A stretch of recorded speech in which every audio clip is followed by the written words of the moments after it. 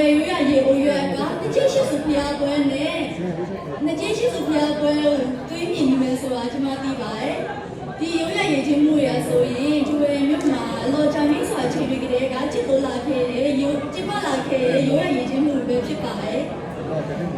ကျွန်မတစ်ခုလောက်ကြံပေးချင်တာရှိပါတယ်ကျွယ်ရွရရေချင်းမှုတွေကိုဒီအတိုင်းကျွယ်ရွရရေချင်းမှုတွေကိုဒီအတိုင်းကျမနေမြတ်အစား social media platform တွေပေါ်မှာခေတ်ကိုတေးဂီတာနဲ့ပေါင်းစပ်ပြီးတော့ကျွယ်ရွရရေချင်းမှုကိုဖော်ပြစေချင်ပါတယ်ရွရရေချင်းမှုကဆိုရင်ဒီအတိုင်းခေတ်ချားရုံတမကပဲနဲ့ခေတ်နဲ့ညီရှင်တဲ့တွေကိုလည်းလုပ်အပ်ပါရှင်အားလုံးကျေးဇူးအများကြီးပါ